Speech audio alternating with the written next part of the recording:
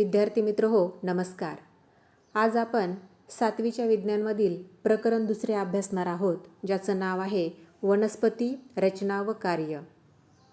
आपल्या परिसरामध्ये आपण वेगवेगळ्या प्रकारच्या वनस्पती पाहत असतो आणि त्या वनस्पतींना पाहिल्याबरोबर आपण त्यांना ओळखतही असतो की ही वनस्पती कोणती आहे. आंबा आहे, वड आहे, पिंपळ आहे, गुलाब आहे, मोगरा आहे. मग या वनस्पतींची ओळख आपल्याला कशामुळे होत असते? वनस्पती ओळखण्यासाठी आपण काय करत असतो की वनस्पतींच्या अवयवांचं आपण बारकाईनं निरीक्षण करत असतो. मग हे वनस्पतींचे अवयव कोणकोणते आहेत आणि कोणत्या अवयवांचं आपण निरीक्षण करत असतो? तर आपण मूळ, खोड, पान, फूल आणि फळ या अवयवांचं आपण निरीक्षण करत असतो. या अवयवांमुळेच आपल्याला त्या वनस्पती सहजपणे ओळखता येत असतात. वनस्पतींच्या या अवयवांची माहिती आपण या पाठामध्ये सविस्तर करून घेऊयात. सगळ्यात अगोदर आपण मूळ पाहूयात. मूळ हा वनस्पतीचा सर्वात महत्त्वाचा अवयव आहे. संपूर्ण वनस्पतीला आधार देणं, अन्न पाणी पुरवणं हे मुळाचं प्रमुख कार्य आहे. मग हे मूळ कसं विकसित होतं आणि ते कसं वाढतं हे आपण पाहूयात. यासाठी एक छोटीशी कृती तुम्हाला करावी लागेल. एक कागद घ्यायचा आहे, त्यावर पाणी शिंपडून त्याला ओलं करायचं आहे आणि त्याचा गोल असा गोळा बनवायचा आहे आणि त्या ओल्या कागदाच्या गोळ्यामध्ये भिजवलेले हरभरे किंवा मटकीचे दाणे ठेवायचे आहेत आणि 3 दिवसांनी त्या बियांचं तुम्हाला निरीक्षण करायचं आहे. तुम्हाला त्यात काही बदल दिसतो का?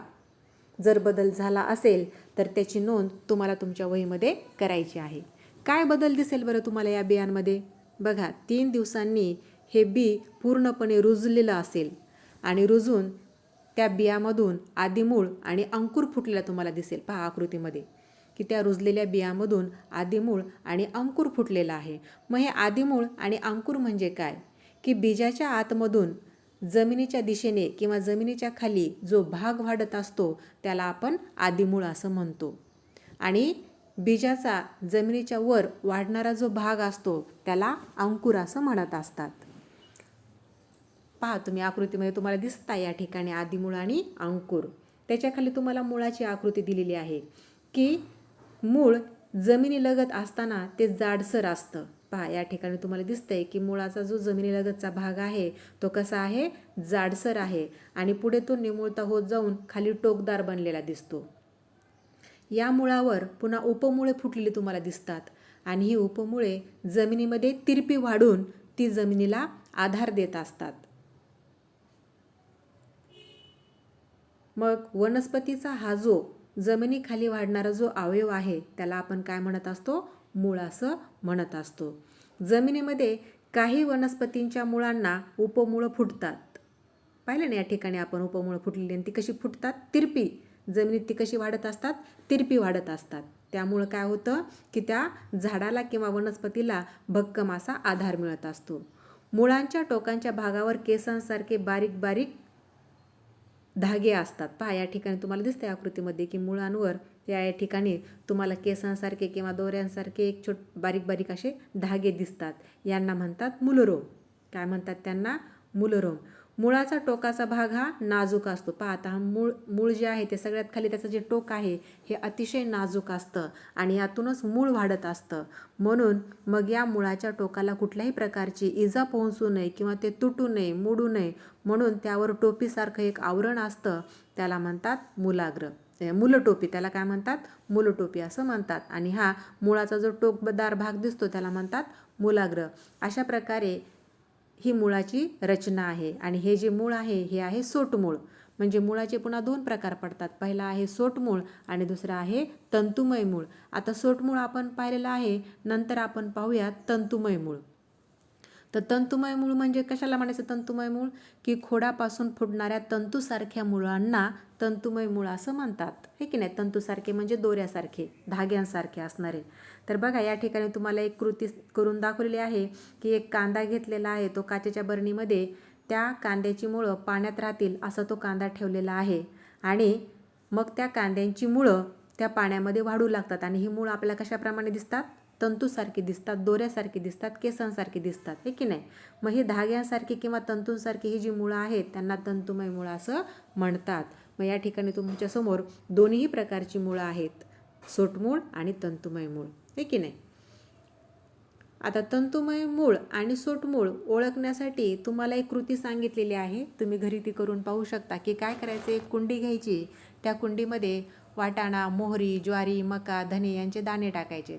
8 दिवस त्यांना वाढवायचं आहे आणि जेव्हा ही रोपं विदभर होतील तेव्हा हळूच ती कुंडीतून अलगद उपटून काढायची आहेत आणि पाण्याच्या भांड्यामध्ये त्यांना ठेवून द्यायचं आहे. पाण्यामध्ये ठेवल्यामुळं काय होतं की त्या मुळांवरची माती सहजपणे निघून जाईल आणि आपल्याला त्या मुळाचं निरीक्षण करता येईल. आणि मग निरीक्षण करून तुम्हाला शोधून काढायचं आहे की कोणत्या वनस्पतीचं मूळ हे सोटमूळ आहे आणि कोणत्या वनस्पतीचं मूळ हे तंतुमय मूळ आहे. मका, ऊस, ज्वारी यांना जमिनीत वाढणारी मुळे आणि जमिनीच्या वरील खोडापासून वाढणारी आगंतुक मुळे अशी दोन्ही प्रकारची मुळे असतात. बघा या ठिकाणी तुम्हाला मक्याचं ताट दाखवलेलं आहे की मक्याच्या झाडाला जमिनीच्या खाली पण मुळे असतात आणि जमिनीच्या वर पण मुळे असतात. दोन्ही प्रकारची मुळे असतात. मग जमिनीच्या वर जी मुळं असतात त्यांना आगंतुक मुळं असं म्हणत असतात.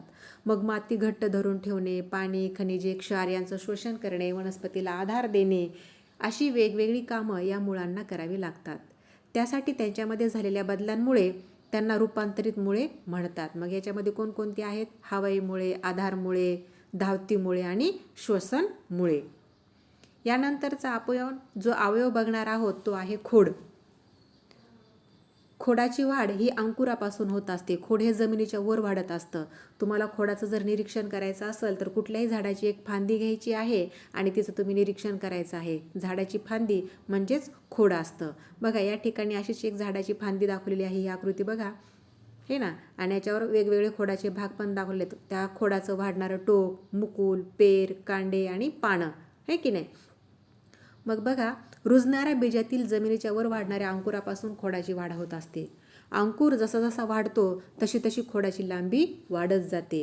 खोडावर पेरे असतात. बघा आकृतीमध्ये तुम्हाला दाखवले की काय आहे, पेरे आहेत. आणि खोडावर ज्या ठिकाणी पेर असतं त्या ठिकाणी त्याला पानं फुटत असतात. खोडातील 2 पेरामधील जे अंतर असतं त्याला कांडे म्हणतात आणि खोडाच्या अग्रभागाला मुकुल म्हणतात. अग्र म्हणजे वरचा जो भाग आहे त्याला काय म्हणतात? मुकुल म्हणतात. अशाप्रमाणे तुम्ही एखाद्या झाडाची फांदी घेऊन त्याच्यावर हे भाग पाहू शकता. त्यानंतरचा जो अवयव आहे तो आहे पान. खोडाला ज्या ठिकाणी पेर आहे त्या ठिकाणी पानं असतात आणि पानं हे सामान्यतः पसरट, पातळ आणि हिरव्या रंगाचे असतात. बघा या ठिकाणी तुम्हाला पानाच्या आकृती दिसत आहेत की पान हे कसं असतं? पसरट असतं, आहे की नाही. पातळ असतं, पसरट असतं आणि त्याचा रंग कसा असतो? हिरवा असतो. पानाच्या पसरट भागाला पर्णपत्र म्हणतात. बघा आकृतीमध्ये हे पर्णपत्र आहे, है ना. पानाचा हा जो पूर्ण पसरट जो भाग दिसतोय त्याला आपण काय म्हणायचंय? पर्णपत्र असं म्हणतात. पर्णपत्राच्या कडेला पर्णधारा म्हणतात. पानाची ही जी कडा आहे त्याला काय म्हणायचं? पर्णधारा असं म्हणतात. आणि या पर्णधारा प्रामुख्याने सलग, खंडित किंवा दंतेरी असतात. बघा आता ह्या पर्णधारांचे 3ही प्रकार आपल्याला दिसत आहेत आकृतीमध्ये. पहिला जो प्रकार आहे तो सलग म्हणजे अखंड पान आहे. दुसरं काय आहे? दंतेरी आहे म्हणजे त्या पाण्याच्या कडेला दात्र्या दात्र्या असतात. आणि तिसरा जो आहे तो खंडित म्हणजे तो अनियमित आकार आहे पानाचा. पर्णपत्राच्या सगळ्यात पुढचं जे टोक असतं, हे पहा, पर्णपत्राचं हे सगळ्यात पुढचं वरचं जे टोक आहे त्याला म्हणतात पर्णाग्र. काय म्हणतात त्याला? पर्णाग्र. यात मुख्यतः निमुळते, टोकदार व गोलाकार प्रकार असतात. काही वनस्पतींच्या पानांना देठ असतो तर काही वनस्पतींच्या पानांना देठ नसतो. पर्णपत्राच्या खोडाशी जोडलेला जो भाग असतो त्याला पर्णतल म्हणतात. काही पानांच्या पर्णतलापाशी छोटासा पानासारखा भाग दिसतो त्याला उपपर्ण असं म्हणतात. बघा या ठिकाणी तुम्हाला दिसत आहे देठावर छोटे छोटे हिरव्या रंगाचे पानं आहेत त्यांना उपपर्ण असं म्हणतात. काही वनस्पतीच्या पानामध्ये एकच पर्णपत्र असून एकच मध्यशिर असते. आता या पानामध्ये बघा एकच मध्यशिर आहे की नाही. आणि ज्या पर्णपत्रामध्ये एकच मध्यशिर असते त्यांना साधं पान असं म्हणतात. तर काही पानांमध्ये मुख्य शिरेभोवती पर्णपत्रे अनेक लहान लहान पर्णिकांमध्ये विभागलेले असतात. अशा पानांना संयुक्त पान असं म्हणतात. तुम्ही जर चिंचाचं पान बघितलं असेल तर त्याच्यामध्ये काय होते की एकच मुख्य शिर असते आणि त्या शिरेभोवती दोन्ही बाजूनी छोटे छोटे पानं लागलेले आपल्याला दिसत असतात. मग ते आहे संयुक्त पान, आहे की नाही. मग साधं पान कोणतं आहे? पिंपळाचं पान आहे, वडाचं आहे, बदामाचं आहे. यांची रचना कशी आहे? साधी आहे. आणि संयुक्त पान म्हणजे गुलमोहराचं पान आहे, चिंचेचं पान आहे, लिंबाचं पान आहे. यांना काय होते की त्याच्या मुख्य शिराभोवती दोन्ही बाजूनी भरपूर पानं असतात. खोडावरील पानांच्या मांडणीनुसार तिचे प्रामुख्याने एकांतरित, आवर्ती, सम्मुख आणि वर्तुळाकार असे प्रकार पडतात. बघा या ठिकाणी तुम्हाला हे चारही प्रकार दाखवलेले आहेत की खोडावर पानांची जी मांडणी आहे त्या मांडणीवरून त्या पानांचे प्रकार पडतात. त्याच्यामध्ये एकांतरित म्हणजे एकाआड एक फुटणारं पान, आवर्ती म्हणजे गोलाकार दिशेने वरवर जाणाऱ्या पानांचा भाग, सम्मुख म्हणजे समोरासमोर आणि वर्तुळाकार म्हणजे पुन्हा त्या खोडाभोवती गोल गोल आकारामध्ये फुटणारी पानं. अशा प्रकारे ही पानांची रचना असते. तर आकारानुसार पर्णपत्रे प्रामुख्याने गोलाकार, हस्ताकार, तरफदार, लंबाकार अशा प्रकारची आढळून येतात. यानंतर तुम्हाला एक प्रयोग सांगितलेला आहे. एक पिंपळाचे व एक मक्याचे पान घ्यायचे. दोन्ही पानांच्या पर्णपत्राचे काळजीपूर्वक निरीक्षण करायचे. यांचं निरीक्षण केल्यावर तुम्हाला काय दिसेल की पिंपळाच्या पर्णपत्राच्या मधोमध एक जाड शिरा असते. यामुळे मुख्य पर्ण 2 भागात विभागलेले आपल्याला दिसतं आणि या मुख्य शिरेला उपशिरा फुटून त्यांचे एक जाळे तयार होते. आपण पिंपळाच्या पानाची जाळी तयार करतो ना, आहे की नाही? पिंपळाचं पान आपण पाण्यामध्ये भिजवतो आणि मग 7-8 दिवस पाण्यामध्ये भिजल्याच्या नंतर त्याच्यावरचा हिरवा भाग सगळा निघून जातो आणि त्या पिंपळाच्या पानाची जाळी आपला तयार झालेली मिळते, आहे की नाही? मग ते आपण कुठेतरी घरामध्ये शोपीस म्हणून चिटकवतो किंवा वहीमध्ये ठेवतो किंवा त्याच्यावर कुठल्या तरी प्रकारचं एक पेंटिंग आपण करून त्याचं शोपीस बनवत असतो, बरोबर आहे की नाही? म्हणजे ह्या पिंपळाच्या पानाच्या मधोमध एक शिर असते आणि त्याच्यावर पुन्हा उपशिरा फुटून त्यांचं एक जाळं तयार होत असतं. पण मक्यामध्ये कसं असतं की मक्याच्या पर्णपत्राच्या सर्व शिरा या पर्णपत्राच्या खोडाला चिटकलेल्या असतात. त्या चिटकलेल्या भागापासून ते टोकाकडे एकमेकास समांतर असतात. पिंपळाचे पर्णपत्र हे जाळीदार शिराविन्यास असणारे तर मक्याचे पर्णपत्र समांतर शिराविन्यास, समांतर म्हणजे समोरासमोर अशा प्रकारचं ते असतं. यानंतरचा वनस्पतीचा जो भाग आपण पाहणार आहोत, जो अवयव आपण पाहणार आहोत ते आहे फूल. मुलांना वनस्पतीचा हा सर्वात आकर्षक भाग आहे. फुलं सर्वांना आवडतात. वेगवेगळ्या रंगाची, वेगवेगळ्या आकाराची आणि वेगवेगळ्या वासांची ही फुले पाहून आपण त्यांच्याकडे आकर्षित होत असतो आणि या फुलांमध्ये सुद्धा वेगवेगळे भाग असतात, ते आपण या ठिकाणी पाहणार आहोत. यासाठी आपण तुम्हाला आकृतीमध्ये जास्वंदाचं फूल दाखवलेलं आहे. पहा आता जास्वंदीचं पूर्ण उमललेलं फूल घेतलेलं आहे आणि त्याचं निरीक्षण केलेलं आहे. फुलाला लांब किंवा आखूड देठ असतो. देठानंच फूल हे खोडाला जोडलेलं असतं, हे आपण पाहिलेलं आहे. फूल ज्या ठिकाणी देठाला येतं तो भाग सामान्यतः पसरट आणि फुगीरा असतो. त्याला पुष्पाधार असं म्हणतात. म्हणजे फुलाला आधार देण्याचं काम हा पुष्पाधार करत असतो, जो खोडाला चिटकलेला असतो, हे की नाही? फुलाच्या पाकळ्या आणि इतर भाग या पुष्पाधारावरच विकसित झालेले असतात. फुलाचा जो भाग आहे निदलपुंज, तो काय असतो आपण बघूयात की फूल उमलण्याच्या अगोदर ते कळीच्या अवस्थेत असतं आणि ही कळी एका हिरव्या रंगाच्या पानासारख्या भागाने झाकलेली असते आणि त्या हिरव्या रंगाच्या भागाला आपण काय म्हणतो? निदलपुंज असं म्हणत असतो. नंतरचा जो भाग आहे तो आहे दलपुंज. दलपुंज म्हणजे पाकळ्या. दलपुंज पाकळ्यांनी बनलेला असतो आणि वेगवेगळ्या फुलांचे दलपुंज जसे गुलाब, मोगरा, शेवंती, जास्वंद, तगर, कणेर या फुलांच्या दलपुंजांचे आकार, गंध आणि रंग हे वेगवेगळे असतात. त्यांचं तुम्ही निरीक्षण करून पाहू शकता. त्यानंतरचा जो भाग आहे तो आहे पुमंग. फुलांचा हा पुमंग हा फुलांचा पुल्लिंगी भाग आहे. तो पुकेसरांचा बनलेला असतो. त्यात परागकोश व वृंत असतात. जायांग हा फुलाचा स्त्रीलिंगी भाग असून तो स्त्री केसराचा बनलेला असतो. त्यात कुक्षिवृंत व अंडाशय असतं. परागकोश पक्व झाल्यावर फुटतो आणि त्यातील परागकण हे कुक्षीवर जाऊन पडतात. या क्रियेला परागीभवन असे म्हणतात.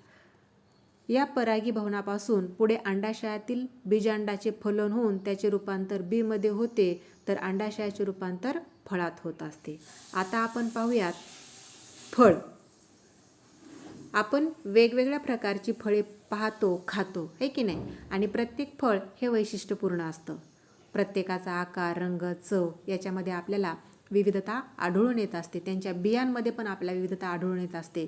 काही फळांमध्ये एकच बिया असतं तर काही फळांमध्ये अनेक बिया असतात. तुम्ही आंबा खाल्लेला असेल, आंब्यामध्ये एकच बी असतं. सीताफळही खाल्लेलं असेल, त्यामध्ये पण सीताफळामध्ये मात्र अनेक बिया असतात. यावरून एक बी असलेले फळ आणि अनेक बिया असलेले फळ असं वर्गीकरण आपल्याला करता येतं. मग मुलांना तुम्हाला शोधून काढायचे की एक बी असलेली फळं कोणकोणती आहेत आणि अनेक बिया असलेली फळे कोणकोणती आहेत, हे की नाही. मग या ठिकाणी तुम्हाला दिलेले बोर, आंबा, चिकू, सफरचंद अशा फळाचं तुम्हाला निरीक्षण करायचे आणि त्यात तुम्हाला काय दिसतंय हेही पाहायचं आहे. आता बी हे फळांमध्ये तयार होत असतं, पण काजूचं कसं आहे की काजूचं बी हे काजूच्या फळामध्ये न येता ते फळाच्या बाहेर आलेलं असतं, हे की नाही.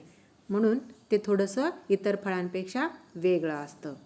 एकदल बी, द्विदल बी हे तुम्हाला माहीत आहे की जेव्हा आपण काय एकदल बी कसं ओळखायचं आणि द्विदल बी कसं ओळखायचं, त्यासाठी पण तुम्हाला एक प्रयोग सांगितलेला आहे. काय करायचं की शेंगदाणे, वाटाणा, गहू, ज्वारी या बिया 3 ते 4 तास पाण्यामध्ये भिजवायच्यात.